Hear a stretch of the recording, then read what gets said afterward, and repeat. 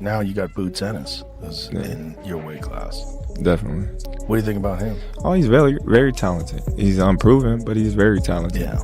The boxing scene has been hit with another huge development that could set up a fascinating showdown. Jaron Boots Ennis, the rising star with the ambition and talent to become one of the sport's biggest names, has now sent a clear message toward the legendary Terence "Bud" Crawford, a fighter who is widely respected as one of the greatest champions of his generation. That's the fight that everybody want to see. Yeah. I want to do it. Do you respect him as, like, when he's like, I got a couple fights left, I'm at the end, I'm only trying to get mega fights, so... I understand it, but don't lie or kept to the net and make it seem like I had the opportunity to fight you and I didn't. I never did. You know what I'm saying? And then that one time that I did, we said they called and we said we never heard nothing else back about it. So right. I mean, I respect it though. I mean, get your money. You know what I'm saying? Do your thing. But don't be capping on the net. This time, however, Bud Crawford did not ignore the noise. He gave a far more forceful reaction, finally speaking directly about what was happening, and what he said next suddenly took the conversation in a completely different direction. This is not simply another call-out between two fighters. It could turn into a defining battle for the future of boxing. On one side stands a 26-year-old contender determined to prove he belongs among the elite, while across from him is a 38-year-old champion who has already built an incredible legacy. That brings us to the biggest question of all. Does Crawford still have the hunger and motivation required to remain at the very top? Terence Crawford against Jaron Ennis, for me, is the best fight in American boxing. But it needs to be a payday for Crawford that would get him interested, because Crawford knows how good Boots is. And I'm not saying that Crawford thinks he's going to lose to Boots, but he knows that is a real fight. But for me, Boots is the new Crawford. We've just got to go out and get the fights to show. During a recent appearance on Showtime Sports Live, Jaron Boots Ennis looked straight into the camera and made his intentions impossible to misunderstand. He said he wants Terence "Bud" Crawford, and he believes the endless talk needs to end so both sides can focus on making the fight a reality. Boots has mentioned Crawford before, but this particular challenge carried a completely different level of weight. He made the call-out shortly after Crawford had already made history by defeating Canelo Alvarez and becoming the first boxer to capture undisputed championship status in 3 different weight classes. With the entire boxing community still talking about Crawford's massive accomplishment, Boots saw the perfect opportunity to step forward, demand the spotlight, and put his name directly into the conversation for Crawford's next major challenge. You gotta lean more towards Canelo, because like I said before, he been pitting big guys out and down, and Canelo not even really a 68 pounder. He probably really should be at 60 maybe, and he been hurting these guys. I think he be dropping these guys and things like that. So, and them guys be way bigger than him come fight night. I know that for sure. They be probably close to 200 pounds, and he dropping those guys like that. So I don't know. It's gonna be a great fight. The fans want to see it, so so be it. Boots is not merely looking for another name to add to his resume. He is stepping forward to test the legacy that Terence Crawford has built over the course of his career. Ennis brings an impressive 34-0 professional record into this conversation, including 30 wins that have come by knockout, and he has consistently handled the opponents put in front of him. Still, one question continues to follow him. He has yet to share the ring with a fighter operating at Crawford's level, and Boots knows that a victory over someone like Bud could completely change how the boxing world views him. That is exactly why this latest call-out carried so much significance. There was no need for cheap insults or unnecessary drama. Ennis simply made it clear that he wants the opportunity to challenge the man currently standing at the highest level of the sport. I beat this guy, it's his excuse, I beat this guy, he's too young or whatever. So I'm never really gonna get my full respect until afterwards. Yes, it's a lot of people that's changing their narrative, like, man, y'all watching something great right now, and we not appreciating it. And it's sad to say that we waking up at the tail end of his career. We really didn't realize it until now, when he's like doing extraordinary stuff, like going up 2 weight classes to fight the best fighter in that division, the #1 guy that's the face of boxing. And the way that I handled that, people like, oh man, something had to be wrong. Canelo had to be washed, or Canelo just wasn't in it. I see people saying, oh, Turkey paid for Canelo to lose. So I just think, when you that much better than the competition, you know, people not going to give you credit until they sit down and look at it and just be like, man, that dude was good. Crawford was back in Omaha celebrating his latest achievement when the footage of Boots Ennis calling him out began exploding across social media. Within a short time, fans were pushing hard for a Crawford versus Boots showdown in 2027, with many describing the potential matchup as a clash between the old lion and the new lion. Eventually, reporters caught up with Bud and asked for his reaction. Crawford simply smiled, remained calm, and did not rush into an answer. But rather than giving the expected response, what he said next suddenly took the entire interview in an unexpected direction. Consider going back down to 154 and face Jaron Ennis, the guy who prepared Canelo Alvarez for this fight. No, I ain't going down 154. Crawford did not dodge the question, and he certainly did not pretend the call-out meant nothing. Looking straight ahead, Bud explained that he has heard plenty of people bringing up his name now that he has reached another historic milestone.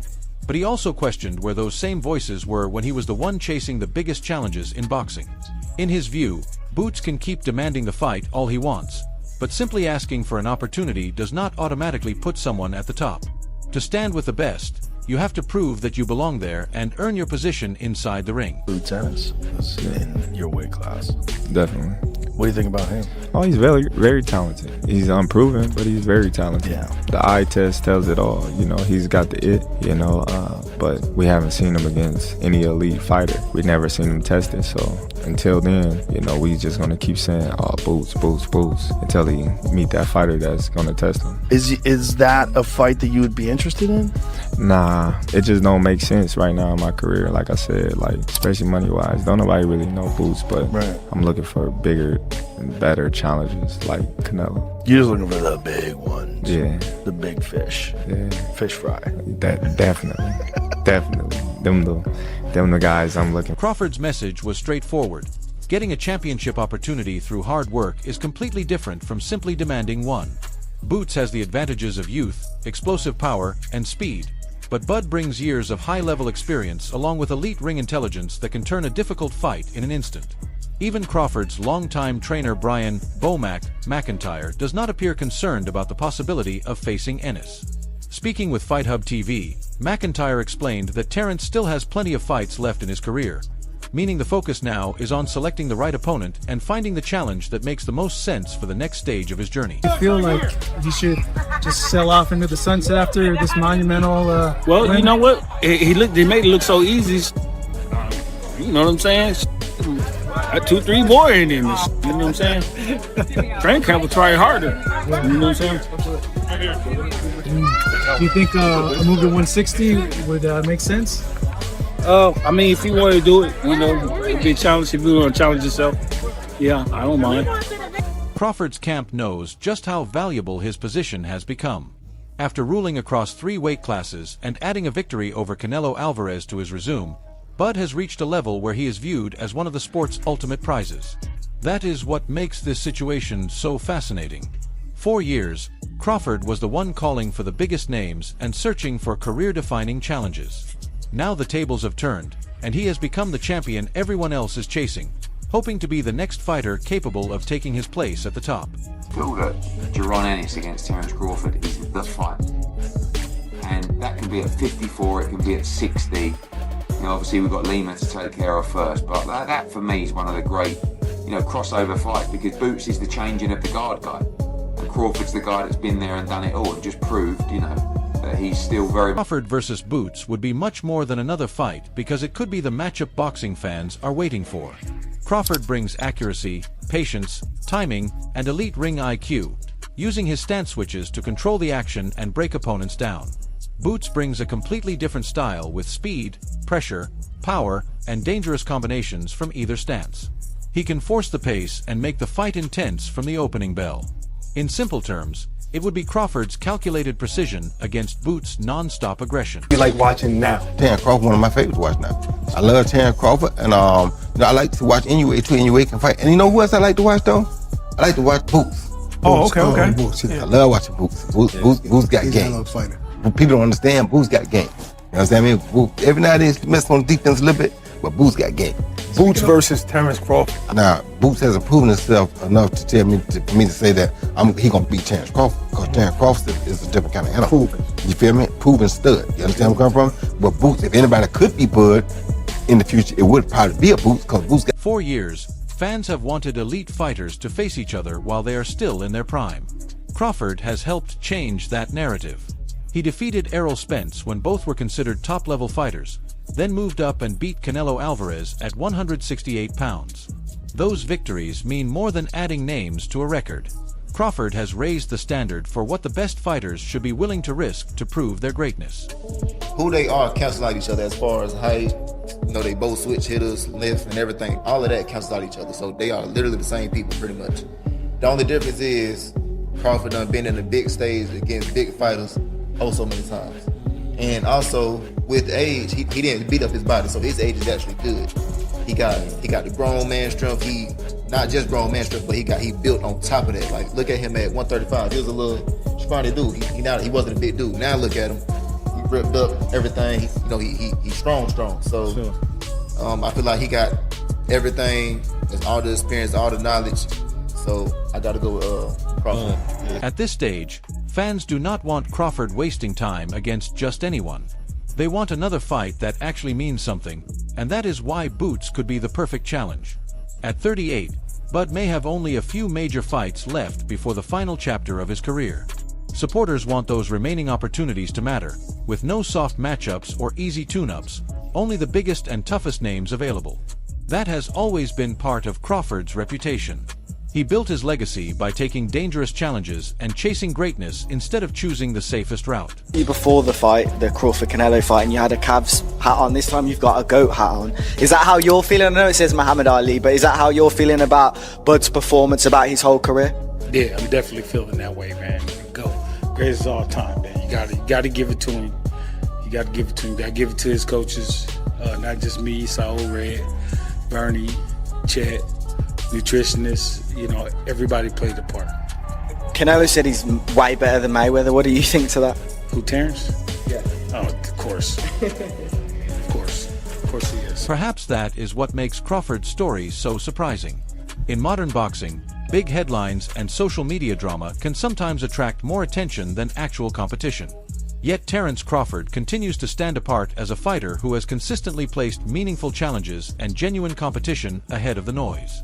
That commitment is a major reason his legacy continues to grow. Bud always been like that. Without a question, solid. You know what I'm saying? Solid. You think there's anything left for him, Coach, or is it time for Bud to move on? Or I'm trying to figure out who he gonna fight next. 160, you can see him fight 160. I wouldn't do nothing crazy. He looked at excellent. He looked at excellent. Is there anybody most from No, I'm trying to figure out what their team gonna do next. I want to see what's He's next. talking about 160, Coach. I mean, the only thing down there is maybe like a middleweight tournament, 2 fights undisputed, something like that. But if not that, then what for Bud? Who? Well, they were talking about Jaron Ennis going to 160, possibly going. Jaron Ennis going to 160. If he go to 160, then we got another mega fight.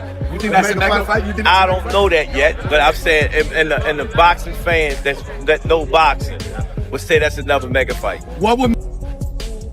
Floyd Mayweather is also coming out of retirement for a highly publicized matchup with Mike Tyson, adding another huge name-driven event to the boxing calendar.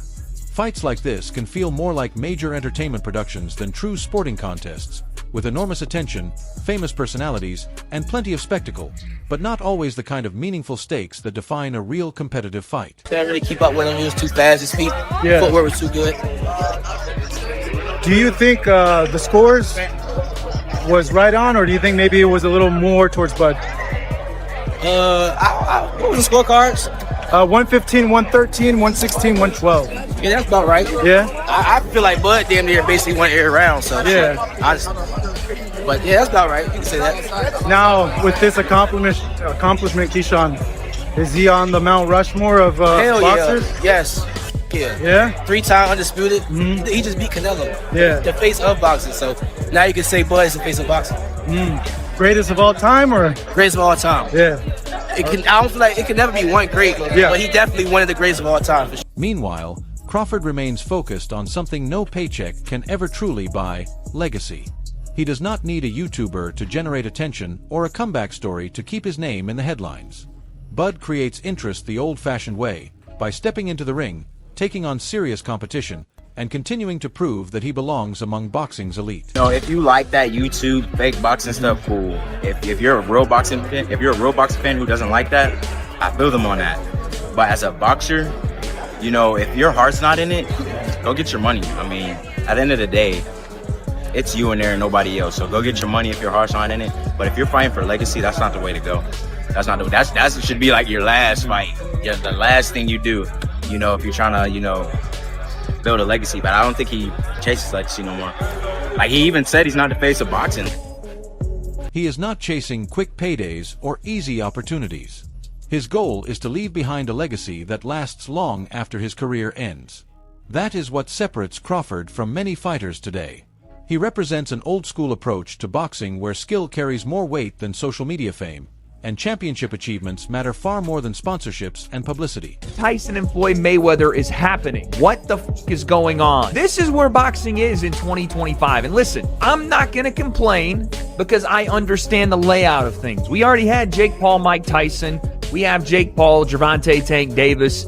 This feels like the Temu version of it. And that sounds crazy because we have two of the greatest of all time about to participate in this, but both of them are about 30 years past their sell-by date in an exhibition bout in which their weights will be 60 to 70 to 80 pounds different. If you got on board with Jake and Mike, it was because at least they were going to weigh the same. I don't even know what to think. Someone on Twitter said it perfectly. Either everybody in the world is going to want to watch this or 10,000 people will watch it. Probably both men want a shit ton of money and they're being promised a shit ton of money, but it's happening. That is one reason respected veterans like Shane Mosley and Roy Jones Jr. continue to show support for Crawford. They view him as more than just a successful fighter because his approach represents the competitive side of boxing that many believe has been fading. While some events are becoming bigger entertainment spectacles, Crawford continues to remind fans why boxing earned its reputation as the sweet science. Because of that, every opponent he chooses and every major decision he makes now carries even greater weight. When I set my sights on doing something and I know what I'm capable of, it's not like a surprise to me. It's a surprise to y'all because y'all didn't believe me, you know, but for me, I knew I could do it and I believed that I could do it. I just needed the opportunity.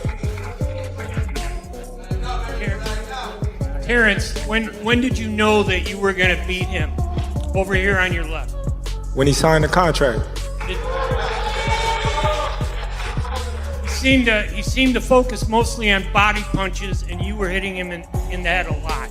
Was it your reach that gave you the advantage?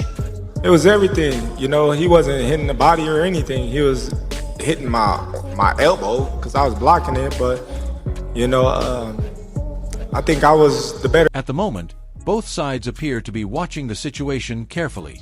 Nothing has been officially signed yet, but the increasing attention and growing discussions have fans wondering if a showdown could eventually come together around the middle of 2026. Better out of those two, Crawford or Mayweather? I think Crawford is better, bigger. Like he's actually he moving weight class, and I would say Crawford is a better fight all around fighter. Mayweather's really good too, though. You can't knock him as well. You know, he's very talented. It would have been a tough fight, but I think Crawford would have the edge over Mayweather because of the long arms and because he's bigger. You know what I'm saying? And he would have kept him at bay. It would have been hard for Mayweather to counter, maybe.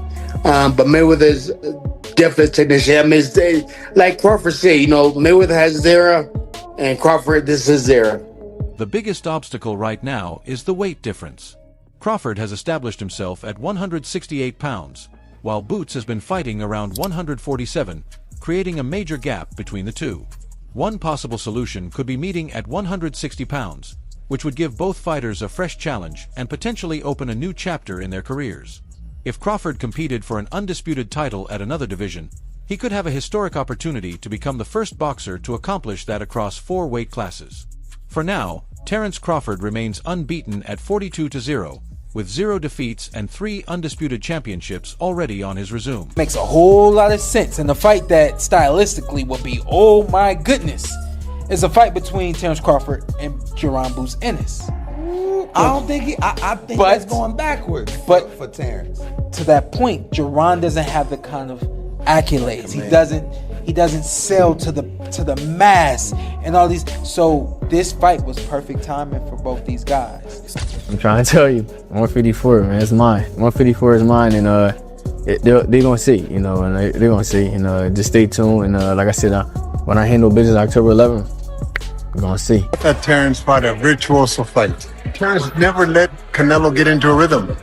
Terence never allowed Canelo to get anything going, and I didn't think he could do it for 12 rounds. I thought that the first 3 or 4 rounds were going to be difficult for Canelo for that reason, but Terence was able to do it for 12 rounds, and in the later part of the fight, he kind of pushed the fight more than I think people expected, which is the mark of a superstar, man. If Crawford beats Boots, his legacy could rise to an entirely different level, strengthening his case as one of the greatest fighters of this generation and potentially one of the best ever. But if Boots wins, it could become one of the most significant changing of the guard moments boxing has witnessed in decades. Either result would carry enormous historical weight, and both fighters know exactly what is on the line. That is why every interview comment feels meaningful and every social media post adds another layer to the growing anticipation. They are not just promoting a potential fight, they are building a moment that could become part of boxing history before the opening bell even rings. Boxing now finds itself at a crossroads, with one side driven by attention and the other chasing greatness. Through all the noise, 2 names continue to dominate the conversation: Terence Crawford and Jaron "Boots" Ennis. I lean more towards Canelo because, like I said before, he been putting big guys out and down. And Canelo not even really a 68 pounder. He probably really should be at 60 maybe. And he been hurting these guys. I think he be dropping these guys and things like that. So, and them guys be way bigger than him come fight night. I know that for sure. They be probably close to 200 pounds, and he dropping those guys like that. So, I don't know. It's gonna be a great fight. The fans want to see it. So, so be it. I think Crawford should take a warm-up fight, at like 60 or like at least at 60, just to get his body, the feeling of somebody a little bit bigger, and things like that. I know when you go up a weight, you gotta, develop that power and not develop the power, but like put that muscle on and be heavier and things like that. So he might not want to take a fight because he's trying to build up right now, but I think he should just to stay sharp and that way he don't have like a long layoff or anything like that.